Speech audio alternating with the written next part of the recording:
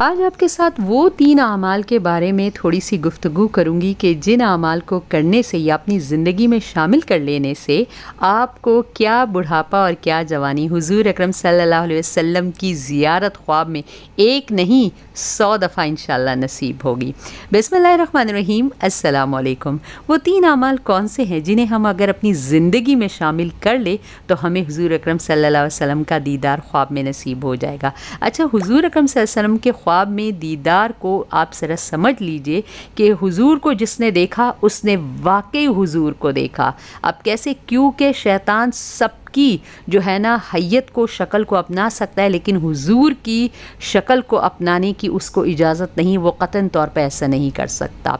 दूसरा ये कि जिसने हुजूर सल्लल्लाहु अलैहि वसल्लम को ख्वाब में देख लिया उसके ऊपर जन्नत वाजिब हो गई, मतलब उसके और जन्नत के दरमियान सिर्फ उसकी मौत हायल है। अब तो अच्छा, वो कौन से अमाल है जिसे अपनी ज़िंदगी में शामिल कर लेने से आपको हुज़ूर सल्लल्लाहु अलैहि वसल्लम का दीदार ख्वाब में नसीब हो सकता है। अल्लाह ताला आपको, मुझको, तमाम तर मुसलमानों को ये शर्फ़ नसीब फ़रमाए कि हम हुज़ूर अकरम सल्लल्लाहु अलैहि वसल्लम का दीदार कर सके ख्वाब में। अल्लाह ताला हम सब की ये ख्वाहिश पूरी करे, कहे सब आमीन सुम्मा आमीन। अच्छा, पहली जो चीज़ है वो ये है कि अपने नज़रों की हिफाजत करना शुरू कर दीजिए। अब आप कहेंगे कि आप ही नज़रों की हिफाजत से क्या मुराद है, हम खुदा ना खास्ता कोई ऐसा काम नहीं करते। ठहरिए ज़रा, आपको समझाती हूँ।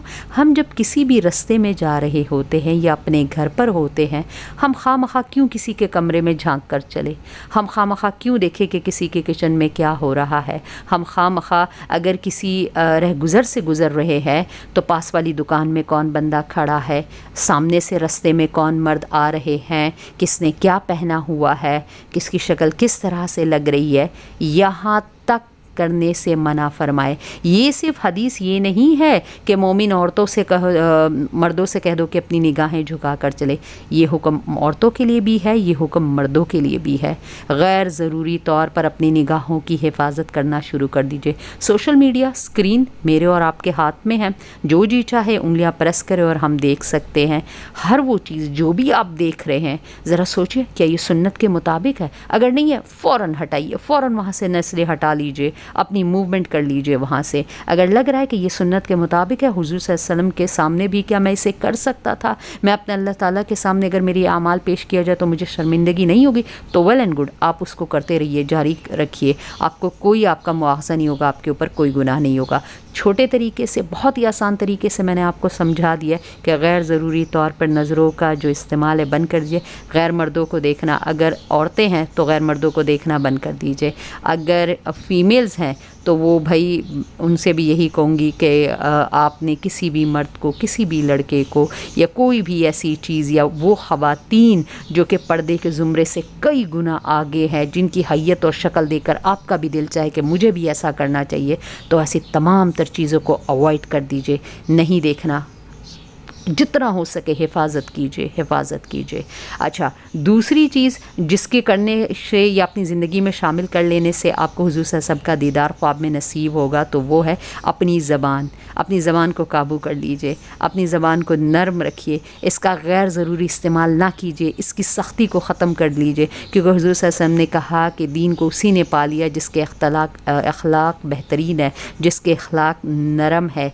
तो अपनी ज़बान, गैर ज़रूरी गुफ्तगू, आपने कभी कभार देखा होगा, ज़रूरी तो नहीं है ना कि हम कोई गाने गा रहे हो हमें गुनाह मिल रहा हो। आपने कभी कभार देखा होगा कि हम घर में ही कोई मजलिस बनाई हुई हमने और खामखा की एक बहस गुफ्तगू शुरू हुई है, ख़ास तौर पे सियासत को लेकर या किसी भी मौजू को लेकर, किसी भी खाने को लेकर, किसी भी रेस्टोरेंट के ऊपर। अवॉइड कीजिए, उस मजलिस से निकल आइए, किसी से बदतमीज़ी मत कीजिए, किसी को कोई जवाब मत दीजिए। आप देखिए कि भाई ये गैर ज़रूरी गुफ्तगू हो रही है, मेरा वक्त ज़ाया हो रहा है, माज़रत कर लीजिए, वहाँ से उठ कर आ जाइए, छोड़ दीजिए उस मजलिस को। आहिस्ता आहिस्ता इन चीज़ों को जब प्रैक्टिस में आप लाना शुरू करेंगे ना, फिर ख़ुद ब खुद ये सारे काम आपसे होते चले जाएंगे। किसी भी ऐसी चीज़ में मत बैठिए, किसी भी ऐसी काम में अपनी ज़बान को मत मसरूफ़ रखिए जो कि कुरान के, जो कि सुन्नत के ख़िलाफ़ है, या अगर कुरान और सुन्नत के यूँ डायरेक्टली मुनाफे नहीं है लेकिन आपको लग रहा है कि इसको करने का कोई फ़ायदा भी तो नहीं है ना। मतलब मोमिन कभी भी किसी ऐसी चीज़ में अपने आप को सर्फ नहीं करता जिसका उसको कोई दीनी फ़ायदा हासिल ना हो। अगर अपनी ज़बान को इस्तेमाल करना है तो जाइए, अपना कोई मुसलमान भाई बीमार है तो उसकी इयादत कीजिए, अच्छी तरह से उसकी इयादत कीजिए और फिर वहाँ से निकल आइए।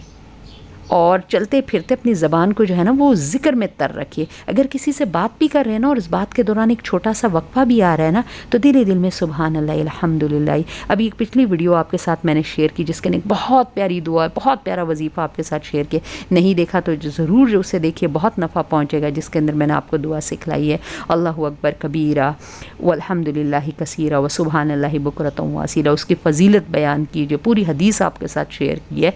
तो इस तरह की चीज़ों को अपनी ज़िंदगी में लाइए और साथ में आपके जो बहन भाई, आपके जो भी मुसलमान साथी आपके साथ हैं उनके साथ शेयर कीजिए, और कोई भी हदीस के ऊपर बात कर लीजिए, किसी भी कुरान की आयत को लेकर बात कर लीजिए, या कोई ऐसी चीज़ जिसका नफ़ा पहुंचता हो। ठीक है।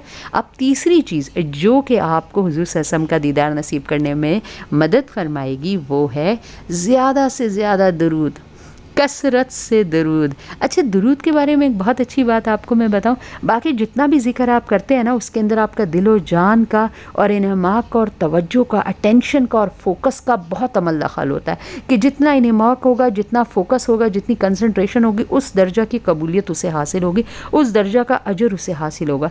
लेकिन दरूद ऐसी चीज़ है, अगर कोई इसे बेदिहानी और बेख्याली में भी पढ़ेगा ना तब भी दरूद कबूल होगा, क्योंकि दरूद को खुद अल्लाह पाक जो है ना पढ़ते हैं, और अपनी फ़रिश्तों की मजलिस में जो है ना, ये फ़रिश्तों की पूरी मजलिस में दरूद की एक मजलिस होती है। तो दरूद इतनी ज़बरदस्त चीज़ है, इसको अपनी ज़िंदगी में चलते फिरते शामिल कीजिए, और उस वक्त तक दम ना लीजिएगा आपके जब नींद में भी आपकी आँख खुले ना और आपकी ज़बान दरूद शुरू कर दे। कोई भी छोटी बड़ी, बस अहादीस और कुरान सुन्नत से साबित होनी चाहिए। आपने वो वाली हदीस को जो है ना दरूद को पकड़ लेना है और उसका ज़िक्र करते रहना है। ये 3 अमाल, एक नज़रों की हिफाजत करनी है, किसी को भी गैर ज़रूरी तौर पर नहीं देखना, किसी भी मसले में गैर ज़रूरी तौर पर अपनी आंखें नहीं डालनी है, अपनी ज़बान को गैर ज़रूरी तौर पर नहीं मसरूफ़ रखना है, उसका गलत इस्तेमाल नहीं करना, ज़्यादा से ज़्यादा दरूद हुज़ूर अकरम सल्लल्लाहु अलैहि वसल्लम पर पेश करते रहना है। फिर आप कमाल देखिएगा किस तरह से अल्लाह ताला आपको एक इंसान से मुसलमान और फिर मुसलमान से अल्लाह आपको मोमिन के दर्जे तक पहुँचा देगा। अल्लाह ताला आपको, मुझको हुज़ूर अकरम सल्लल्लाहु अलैहि वसल्लम की बार बार ज़ियारत नसीब फ़रमाए ख्वाब में, और अल्लाह ताला हमें जो है ना उनका कुर्ब नसीब फ़रमाए और उनका एक सच्चा उम्मती बनने की जो है ना तौफ़ीक अता फ़रमाए। अल्लाह ताला आपको और मुझे दुनिया और आखिरत की आसानी अता फ़रमाए। अच्छा, अभी बीच में आपको एक छोटा सा ऐड दिखाया गया। मेरे जिन भी बहन भाइयों को प्रेगनेंसी नेचुरल तौर पर कंसीव करने में अगर प्रॉब्लम आ रही है, चाहे एक्सरसाइज का मसला है, क्वालिटी का मसला है, पीरियड्स इर्रेगुलर है, हार्मोनल इम्बैलेंस हो गया है, किसी भी किस्म की वीकनेस है, लिकोरिया है, ब्लॉक ट्यूब है, तो आप दिए गए व्हाट्सअप नंबर पर अपनी पेट अपॉइंटमेंट भी बुक करवा सकते हैं और अपनी मेडिसिन भी घर बैठे ऑर्डर कर सकते हैं। सदका जारिया की नीयत से वीडियो को ज़रूर शेयर कीजिएगा अपने बहन भाइयों के साथ और वीडियो को दे दीजिए अच्छा सा लाइक, चैनल पर अगर नहीं सब्सक्राइब कर लीजिए। दोबारा हाजिर हूँ किसी अच्छी सी इन्फॉर्मेशन को लेकर। अल्लाह हाफिज़।